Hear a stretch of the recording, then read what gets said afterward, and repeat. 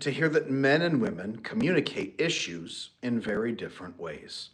Why do we do this? I'm going to talk to you about it here today. We're going to talk about where male and female communication really comes from, what the brain is doing during this issue, and then how to wrap this all around into a neat little package and build incredible relationship communication as a couple so that you can really solve the problems you're experiencing. I want to show you how to do this step by step. Now, I am going to tell you this. This is going to be, there's a topic here that we're touching that's going to be way beyond what 1 hour can teach you guys, okay? There is no way in one live stream I could teach you everything you need to build an incredible marriage. I am going to show you that communication approach between men and women. But if you need more, remember that I have my new video course, the How to Love, no, not How to Love, How to Build a Secure Marriage. I got a couple courses now, huh? How to Build a Secure Marriage is available on adamlanesmith.com. It has the entire program for building a thriving romantic connection for life with passion, constantly renewing the bond and building deep, intimate connection. Today, I'm going to be drawing from that course to show you guys why men and women communicate differently, and then what we can do to communicate, at least in a way that we understand each other. Okay? Male communication and female communication is built for different purposes. Okay? Now, we look at the history of humanity, and it is a hunter-gatherer species. We are a sexually dimorphic species.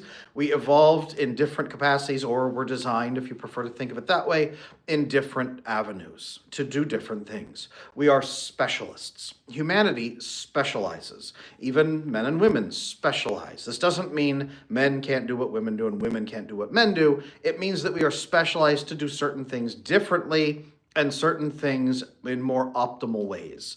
Men have more optimal ways of approaching this group of tasks. Women have more optimal ways and designs for tackling that level of tasks, okay? Now, hunter-gatherer structures. What's happening? On the outside, hunters go outside of a perimeter. The masculine sphere is supposed to create a safety perimeter around the family, provide and protect. Provide resources from outside, which requires going out into stress and danger, gathering resources, sometimes by killing it and bringing it back, and then coming back and building a perimeter where the female, the feminine, and the children are safe inside the perimeter. This was the original core reason that men are the way that we are, why we have strong upper body strength, more testosterone, why vasopressin makes us immensely protective and create a protective, even aggressively protective instinct. This is important. Male communication, going outside the sphere, means communication has to be fast and direct, and even more than that, problem solving. Men communicate to solve problems. Look at that guy in the big hat. Kill him. There's a mammoth coming. Run, right? Very focused, exact, problem solving, quick, efficient. Danger environments create that. Stress environments create that. Problem solving creates that. The male brain is designed for problem solving, fast problem solving. Our communication focuses on that. And then we preserve energy. If there's not a problem to be solved, that we identify, we rest. Okay? If there's a problem to be solved, we go after it full force and stop it because it feels like a threat. But we have to identify that there is a problem. Ika, good to see you in here. I love seeing my members in here. You guys support me. I support you right back. So thank you for that. If you've got questions, we're going to do a Q&A for the members at the end of this. I always try to do Q&A for members.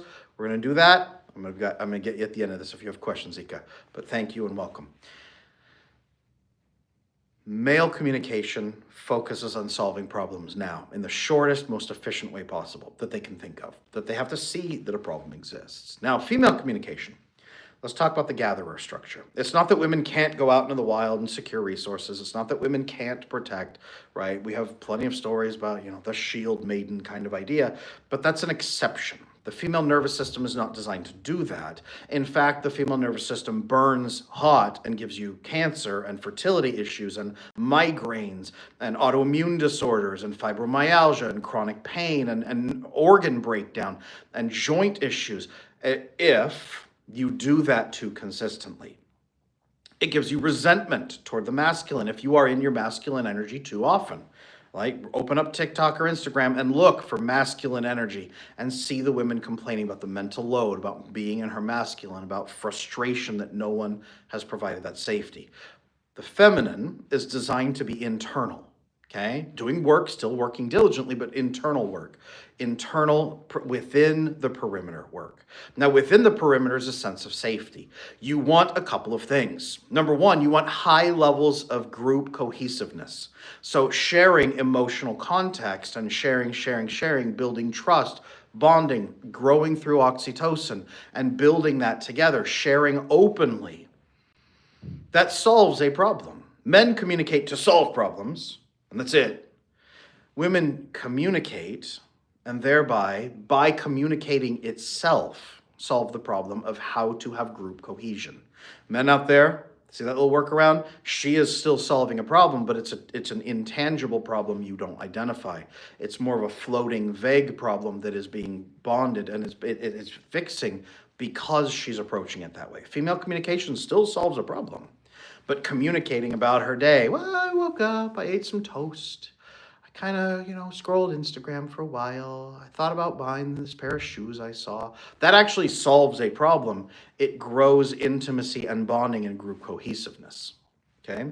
You're not killing a mammoth, but you're keeping the family together.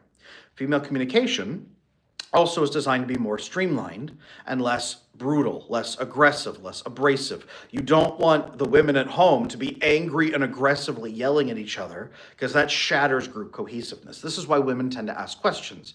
Have you thought about this? What about this? Well, what do you think about this? Right? Just like ideas, not you should do this. Masculine communications, you should X.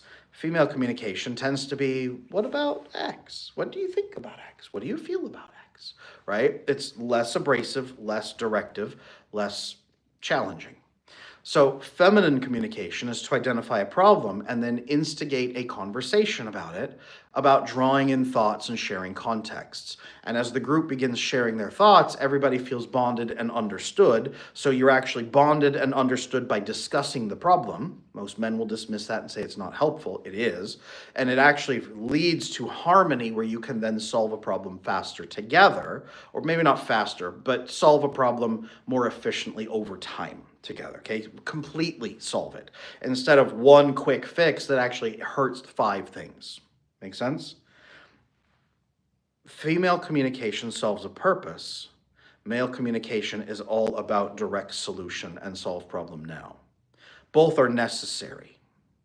However, when a woman comes to a man in a relationship, if they don't have healthy experience, if he didn't have healthy experiences with mom, sister, aunts, grandmothers, initiating him into female communication, if she didn't have healthy experiences with dad, brothers, uncles, cousins, initiating her into male communication, if they don't know how to make that work, if they don't have a securely attached relationship where there's trust, where he's asking more questions, trying to understand, where she's calm and steady enough to be measurable and clear and exact, where they can both share that respect for each other. If they're both nervous around each other and don't know how the other one's talking and misunderstanding, and it stacks and stacks and it keeps getting worse and worse and worse, then what happens is she comes in emotionally nervous and scared, trying to share emotional data with him. He doesn't understand why she's sharing it. He feels confused and upset. He doesn't know how to help. He gets angry and frustrated. She gets hurt. She gets frustrated back. Over time, it builds into what's called a cortisol association, or what some of you would call resentment.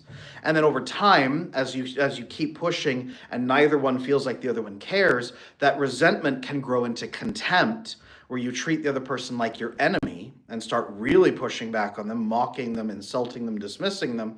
And that leads to separation, divorce, breakup. So, guys, this is not good. This is the cycle we need to fix. This is the cycle that we need to fix. So how do we start repairing this? Well, inside my course, right? How to build a secure marriage. Because having male-female communication is massively important inside a successful marriage. You have to work together. First, by calming your nervous systems. Both of you have to resolve the nervous system issue. If you both can at least be reasonably calm when you walk into the conversation, that can help tremendously, okay? Second thing that you need to do is actually Be curious about your partner. You respect them enough to say, you're intelligent, what you're doing must have a purpose, even if I don't see it. Tell me more about what's going on. Okay. Now, what's going to start happening is the feminine partner is usually going to bring concerns about the relationship because she's focused in on the internal domestic harmony, right? Hunter-gatherer style. She's going to be focused on the internal domestic harmony of the relationship and trying to keep the bond strong. Okay. She's going to bring relationship data and say things like, it just kind of feels like we're kind of like distant lately, or, do you ever feel like, we aren't like super close? Right? And if her nervous system's too much, or if she's calmer, she could say, hey, lately I've been feeling that we're actually a little bit more disconnected. I would love to draw closer to you. But he's still gonna be like, what the hell does that mean? Like, where is this? I don't understand. He's perceiving like you're failing, you're causing a problem, right? Here's a great way to do it.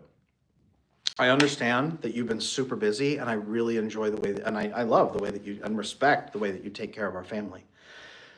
It also, right now, feels like we've been trading a lot of that opportunity for our closeness, and I would love to refocus and prioritize closeness with you again. Here's what that looks like. Here's what two or three ways we could be close or draw closer together again. Here's why that's important to us. Here's the risk if we don't, but here's the benefits if we do. The multiplier effect on your productivity, my health, your well-being, our family, our children, if we have them, right? And here's how much of that we would need, for how long we would need. Here's the investment. Here's the payoff. Here's what I'm asking for. Does that make sense to you? Now, if the woman can do this and the man is calm and steady, he's like, this sounds great. Yeah, I'm all in. Let's do it. Now, if the woman is not that clear and that measurable, and again, in the course I talk about how to be, but if she comes and says, lately I've been feeling disconnected from you, and I love that you're taking care of our family. It just feels like it's time to focus on our family again. Can we get closer? Can we build closeness? If she stops there, it's also the husband's job to then be problem-solving mode, okay? Well, probably. I mean, it sounds like probably a good idea. I don't know what that would look like or have any idea how it would feel or what the risks are, how much of a priority this is, or how much time we have, or how much time you need. So can you give me some information on this? What does it look like to get closer? What things would we be doing? How much time would you need? And what's the benefit? Like, and what's the risks if we don't? What's my time frame so that I know? Do I need to get on this like in the next 3 seconds? Do we have a couple days? Do we have a week? What is it? Getting that measurable information. This is probably not one conversation that you have right now in a car ride. You don't have this conversation at night before one of you is about to fall asleep and then you wake them up and shake them awake and have this talk. This is a conversation you begin to initialize and say, well, that's a great thing. That's a great question. Let me come back to you maybe tomorrow with some ideas about how we can get closer and what that looks like, and then the level of priority is. I'll tell you, it's a pretty big priority for me because I feel the drift and it's been there and it's big enough that I'm bringing it to you. So thank you for taking it seriously. I'll come back with a couple of ideas and then we can figure it out together. He's like, great, fantastic. She comes back with a couple ideas and he goes, okay, now I can visualize what you were telling me. Now this starts to make sense. Okay. Now, yes, that sounds great. I think actually a couple things on my side that would help me feel, what you call closer. I feel like, I just am happy with you. I'm enjoying the presence. Here's a couple things that would make me feel, more solid with you. And here's a couple things we can do. That sounds great. Yes, let's do this, right? This is a securely attached male-female relationship. Male-female relationship and communication. This is how it works. Bring problem. Ask questions about problem. Bring measurable data. Use that measurable data to build a solution and implement it. Work on the solution together. Meet again in a week and talk about how it went and make more changes and improvements. Forever. You just do this forever as a couple. So you resolve problems quickly. Now, again, you can see where this breaks down very quickly. A lot of times the husband or or whatever the man's role is, a lot of times he doesn't receive very graciously. He says, well, why are you attacking me? I'm not doing this wrong. I don't know what the problem is. You're just complaining about this stuff. I don't get it. Like, come on, like it's one more thing. Are you on your period? What is it? Right? There's a lot of men who do that. And that's completely failing your job. If you were a CEO in a company, handling that level of communication toward your staff, toward your executives who are coming to you with concerns about the company, your company will go bankrupt very fast. You are failing. Do not ever respond that way. If you respond that way, you are choosing to destroy your relationship. Let me be very, very clear. I have low tolerance for men who act that way. I understand why they act that way, and I'm not judging them, but I have very low tolerance for it if you also say, I want to fix my relationship and I don't understand why she's being unreasonable. Okay? So, number one, emotional safety, building that for her so that she can bring problems. Now, number two, women not bringing problems. Women not bringing problems. Women being too nice, too friendly about it, too accommodating, actually, is what it is. Usually anxiously attached women are afraid if I bring problems, it'll be a burden, so I just won't talk about them. I'll hint about them. I'll try to solve them myself. I'll just sort of like ask questions, but not bring it up. Inside my marriage course, How to Build a Secure Marriage, I talk in there about the CEO, COO model of marriage, okay? The man functions as the chief executive officer, the woman functions as a chief operations officer. It's very, very important that you begin working in that capacity. A chief operations officer who never ever brings concerns up and is just quietly, silently in her office, nervously worrying about it, but never tells anyone about it, is also failing her job. However, she kicks in the CEO's office, drunk with a beer bottle in her hand, and whips it at his head and screams at him for failing because there's a problem. She's also not doing her job. Respect and directness. Okay? Now, the man's job is respect and attentiveness. Women need to be direct and respectful. Men need to be attentive and respectful. Responsive is maybe even another word. CEO, COO, co-executives working together in those spheres. The masculine CEO on the outside, establishing a perimeter and bringing in resources and protecting. The chief operations officer working internally, domestically, maintaining the homeostasis of the company. Sounds familiar, back to the hunter-gatherer structure, doesn't it? Turns out, masculine, feminine follows us everywhere. So, fulfilling these roles, this is how we need to communicate, is like executive partnerships. That's why I built the How to Build a Secure Marriage video course, to show you exactly step by step. Now, if you've just started dating, I mean, I see you in there. That's awesome. If you're just starting to dating, you definitely have to set communication as the standard. Hey, going forward, here's how I'm going to be communicating to you. Here's how I would love it if you could respond to me. Executives do this very fast when they build a relationship at a company. Hey, going forward, how do you like somebody to bring problems to you? Understood. For me to bring problems to you that directly and clearly, I'm going to need to understand and believe that you're going to be there and that you want that. So I'm going to need you to be able to tackle it in a calm, disciplined manner. Can we commit to that? Amazing. If we're going to have a dispute, let's talk about what we're going to do there and clarify it right now. Cool. We've got a plan. Excellent. Let's go forward. Pleased to meet you. Executives fast. How fast should two executives decide how they're going to work together? Well, turns out like immediately, right? In dating, you have that talk pretty quick. I'd say maybe third date, fourth date. Honestly, third or fourth date, really great to start doing it at that point.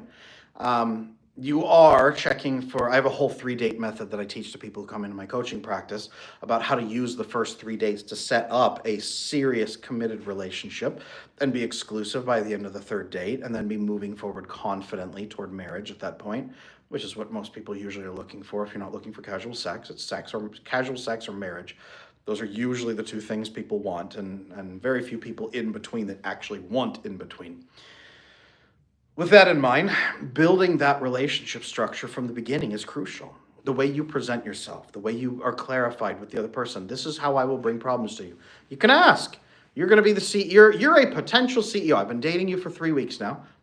You're a potential CEO in my life, and I'm a potential chief operations officer. Going forward, how would you like me to bring challenges to you? Because we're going to have them, right? I'm going to be late to a date. You're going to be having a grumpy day during the date that we're supposed to be having. We're going to have an argument. We're going to disagree about something. Politics will get in the way, or a religious discussion, or talking about kids, or whatever it is. We're going to have conflicts, little ones. How can we handle that? How would you like me to bring any concerns to you that I have? How will you receive those concerns? How do you typically do that? Here's the best way I have found for people to respond to me when I'm bringing those that's good for my nervous system. Can you commit to do that? Awesome. I think we can work here.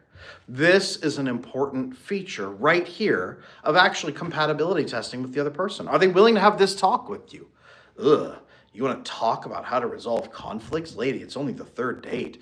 Like, come on, we're supposed to be just having fun. Why haven't we had sex yet? No, you want this guy to move along fast, right? If it's a woman responding that way too, guys, you want her out quick. You don't want that person in your life. What you do want in your life is somebody who can communicate effectively, someone who's trying to build something in their life. Again, inside my marriage course, I talk about building a committed relationship with a purpose instead of just, hey, let's give each other good feelings till one of us dies. Right? That's part of the problem too, is people are not connecting for an actual purpose anymore. They don't even have a life purpose, let alone a purpose for their marriage or their relationship. So get involved, start having those conversations quickly. Guys, this is not impossible. If it sounds impossible because other people respond badly, well, the problem is the quality of people you've spent time with. The problem is not that all men refuse to be attentive or responsive or responsible. You see plenty of men thriving in business atmospheres where they're incredible leaders and CEOs, so you know they have that skill set. The issue is the quality of person you're connecting to and if they are working on their attachment or not. You need to build a securely attached relationship with a human. Whether you're securely attached or not yourself, you need to build a securely attached relationship. That's what needs to happen. Got it? There we are. And that's why I built How to Build a Secure Marriage. I didn't build how to be secure and with somebody, how to be secure through marriage. No, how to build a secure marriage where you are functioning in a secure manner together using skill sets that are crucial and irreplaceable. If you can work on that together, then you can become a couple who is really thriving and building toward ultimate purpose. And when you unify your communication approaches, it's no longer weird and divided. It's no longer a source of stress and frustration. You actually are thriving within your own spheres, thriving within your own areas where you're leading. You're each leading in those areas. She's leading in harmony in the relationship. She's leading in loyalty and connection and intimacy. She's leading in those areas. And he's leading in so many other areas in his area of competence and skill and all of that. You're each leading in your separate areas and your co-executives working together to build and maintain and grow a thriving system. This is why I built it into my marriage course. So you need a copy of the marriage course. I am going to pin a comment after this live with the link involved so that you can get that link. It's right now on special offer for the launch. I think we've got one more week, if I remember right, on that special offer. So you're running out of time. Make sure you pick up your copy when you're going to save the money, secure the relationship, secure your savings, both at the same time. Make sure you do that. And then take that course either yourself or with your partner, or take it now for your future partner. That's going to help you understand the exact blueprint of how we build relationships. I could not teach all of this to you in one live stream. There is at least 7 hours of material inside the course, plus a mountain of bonus content and practice sheets, exercise sheets, everything for you to fill out and document and do together, okay? Absolutely important. I'm definitely buying the course. Love that. Thank you, Mina.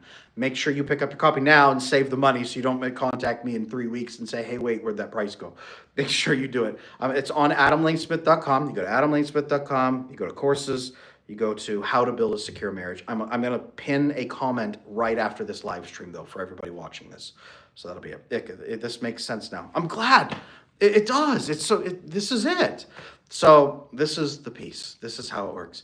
All right. I do members only questions, members only Q&A here at the end. Ika, you're the member who's in here, but maybe we've got more members watching right now. If you're a member, you've got a green name and a star, or if you're not yet, hit the button down at the bottom that says join. Click the button that says join and then select your membership. Even $10 a month supports the channel. We appreciate that. No questions today. That's okay, Ika. If there's any, I'm going to wait a moment. Any other members here who have a question today that I can answer? You get chat priority and you get live Q&A at the end. I love listening. Thank you. I love that you are here to absorb information and use it in your life. I love that. I'd love an update someday on how your relationships are going, how you're feeling, how you're thriving. I'd love to hear that someday from you. Okay? Any other members have any questions here today? I'm here to take care of you the way that you guys take care of me. Reciprocity inside a relationship. Make sense? You got it. Love that. Love that. All right. Going once, going twice. All right, members, thank you for supporting me. I care about you guys. I appreciate that you help us. Every bit helps as I'm helping 1 billion people build secure attachment. So thank you for being you. All right, guys, check out the course on my website, and I'm going to pin a comment right after this. Do not miss the launch window. Do not miss that special launch price, and make sure you're communicating effectively in your relationships going forward. I'll talk to you guys again real soon.